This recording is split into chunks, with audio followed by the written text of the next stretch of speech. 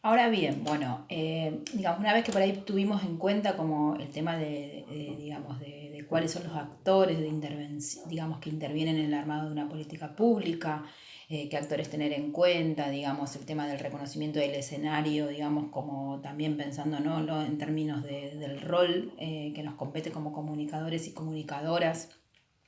Y también pensándolo en esto de lo discursivo, ¿no? Y de pensar en cuáles son como esas lecturas simbólicas que tenemos nosotros o que debemos hacer desde nuestro rol de comunicadores y comunicadoras. Bueno, me interesaba un poco,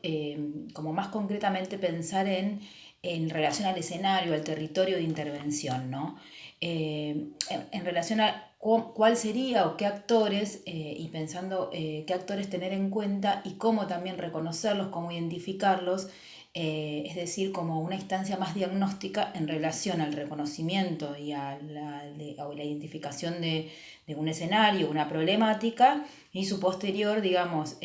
o sus posteriores líneas de acción, o cuál es como ese pasaje, ¿no? Desde el reconocimiento de una demanda, la identificación de una demanda, a digamos, la concreción o a la posibilidad de digamos, llevarlo a la acción o de ponerlo, digamos, materializarlo en una política pública, ¿no? Esto tiene más que ver con las herramientas de intervención, digamos, o también conocido herramientas digamos, podríamos pensar en un análisis situacional o diagnóstico. Insisto con esto, ustedes van a tener bibliografía ampliatoria que va a profundizar en estas cuestiones, también como por ejemplo lo que es el mapeo de actores. Pero a mí me interesa acá no hacer por ahí una descripción acabada de lo que ustedes pueden tener en la bibliografía, también pensando en lo que les interesa profundizar en relación al rol y a la posibilidad de intervención que tenga cada una, la condición de intervención que tenga cada uno o cada uno de ustedes, ¿no?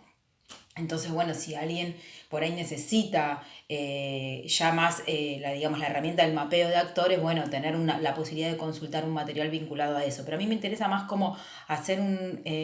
como un esquema que, bueno, nosotros si nos tenemos que pensar como parte digamos, como parte de un entramado de actores que están ante la identificación de una problemática, ante la identificación, el reconocimiento de un escenario que tiene distintos actores y que esos distintos actores tienen, como veníamos planteando anteriormente, un nivel de incidencia en lo que posteriormente va a ser una política pública. ¿Por qué? Porque, o sea, insisto con esto, no es lo mismo digamos, para la compañera que está al frente de un comedor, no va a ser lo mismo, digamos, la falta de agua, o la falta de agua potable o la falta de luminaria para esa, digamos, para esa persona que se reconoce como un actor social, en tanto también su rol, ¿no? En esa organización y la incidencia que tiene esa organización en la posibilidad de construir alianzas, de construir redes con otras y otros, digamos, como actora política, ¿no? Desde pensándolo en términos de la categoría política, desde la posibilidad de intervención, ¿no? Que, digamos, una vecina o la kiosquera, digamos, cada una, ¿no? Cada uno va a tener sus necesidades, sus demandas y de acuerdo también a su mirada del mundo, digamos, va a pensar e identificar esas problemáticas. Entonces, cuando uno va a esos territorios y piensa en la posibilidad de diagnosticar una situación, por supuesto que uno va a diagnosticar o a reconocer, digamos, a hacer un análisis situacional en función de un objetivo que se proponga, porque obviamente que no vamos a ciegas y a hacer diagnóstico, digamos, de todo un barrio o de toda una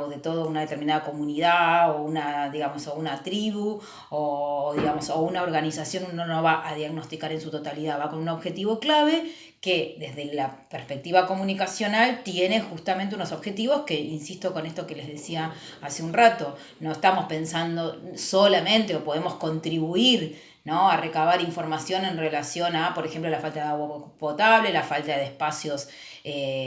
por ejemplo, de atención en salud, la falta de insumos, por ejemplo, que los centros de salud distribuyen la falta de insumos que hay en determinados centros de salud. Bueno, nosotras y nosotros podemos ayudar a relevar eso, pero nuestra lectura es otra. Nuestra lectura es también cómo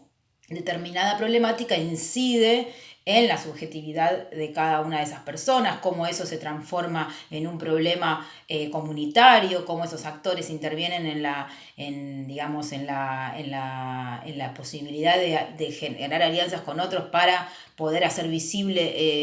esa problemática, cómo se organizan en esa comunidad para hacer visible esa problemática. Bueno, esas son digamos, parte de nuestra labor como comunicadores, más allá que uno pueda dar cuenta de estas cuestiones bien, digamos,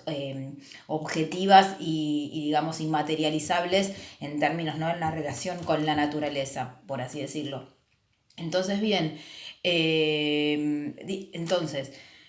cuando yo pienso en estos diagnósticos, estoy pensando, bueno, ¿cómo voy a identificar esos actores sociales? Bueno, una herramienta es el mapeo de actores. El mapeo de actores no solamente es el mapeo de, digamos, de lo que tiene que ver con caracterizar esos actores del barrio, sino también tiene que ver con, insisto, hay cantidad y hay, digamos, unos materiales muy interesantes. Iconoclastas es digamos, una organización que se dedica a hacer mapeo, que lo van a poder consultar también en una de las bibliografías que nosotros les vamos a compartir. Pero, digamos, hay muchas clasificaciones de mapeo. Yo lo que voy a hablar es lo que sería un mapeo como más elemental y sustancial cuando uno tiene que ir a un territorio. Bueno, lo que pienso es en identificar actores, en tanto actores, justamente esto que hablábamos hace un rato, en tanto actor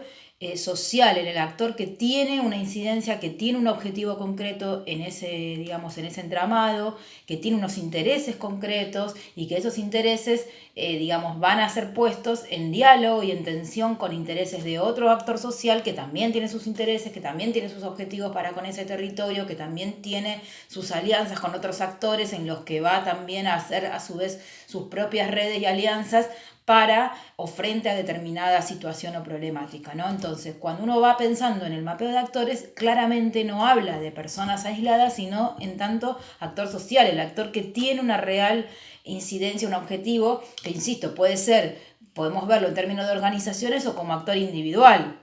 Yo digo, un referente